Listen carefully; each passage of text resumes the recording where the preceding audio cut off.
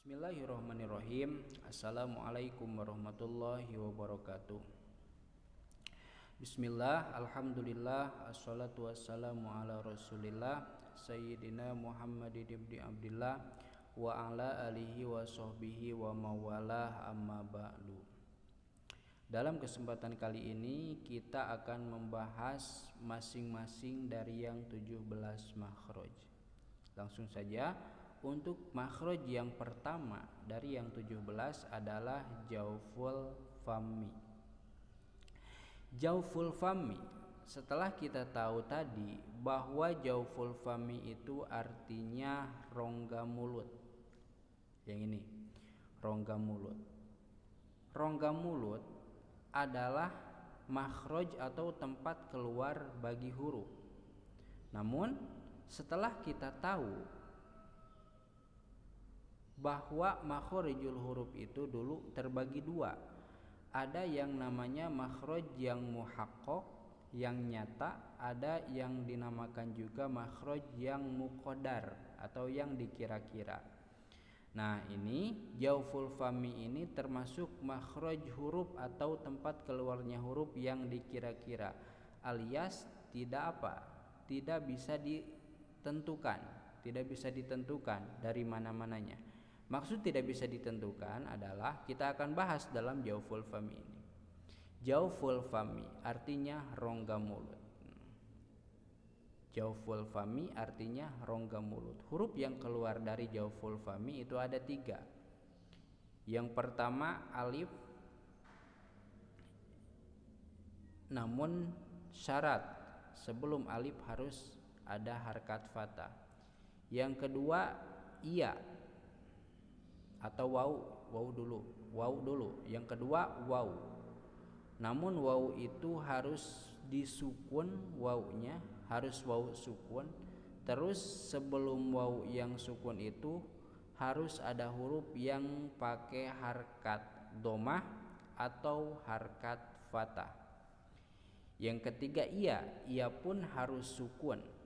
Dan sebelum iya sukun itu harus ada huruf yang berharkat kasroh atau fathah.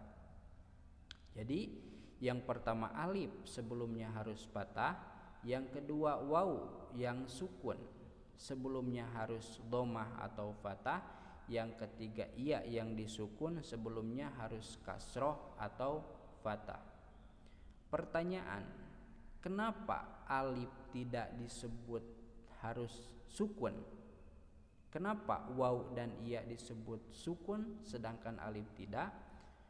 Sebab alif itu selamanya takkan pernah menerima harkat.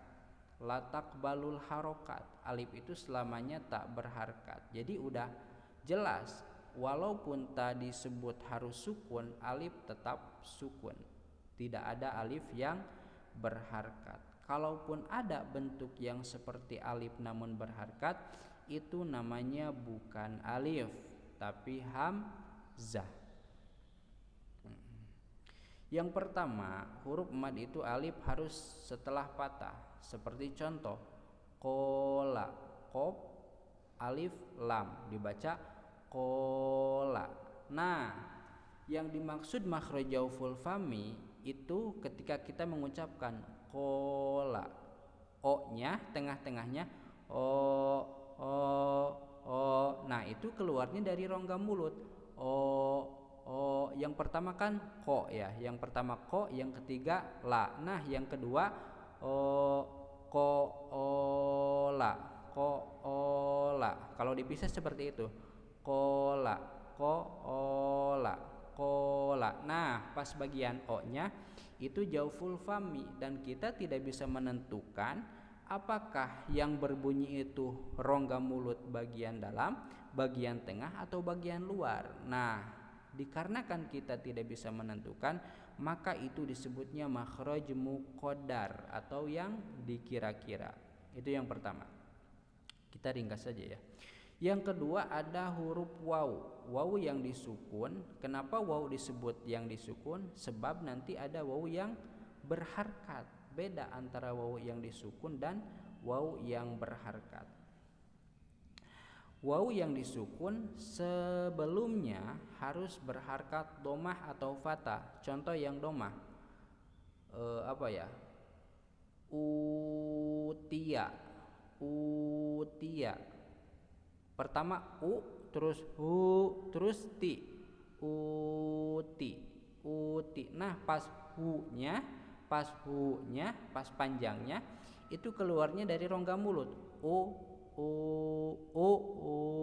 uti. Nah nah itu dari rongga mulut dan tidak bisa ditentukan apakah rongga mulut bagian dalam, bagian tengah atau bagian luar. Atau setelah harkat fathah, contoh au, ada a, ada u, au. Nah pas u nya itu keluar dari rongga mulut. Yang ketiga ada iya yang disukun. Ini juga sama, kenapa disebut disukun? Sebab nanti di depan ada iya yang berharkat. Nah iya yang disukun pun ini harus setelah kasroh atau patah. Contoh setelah kasroh, i. Nah yang panjangnya itu i.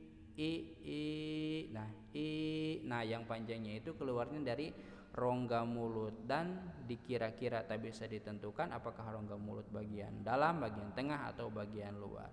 Atau setelah fathah, ai. Nah i-nya itu dari rongga mulut juga, ai.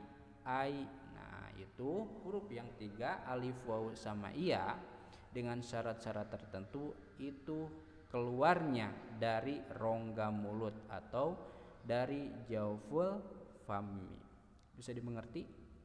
Yang kurang dimengerti bisa ditanyakan. Namun waw iya ini, huruf waw dan iya ini, ada ulama yang membagi huruf waw dan iya ini menjadi 3 kelompok atau 3 bagian.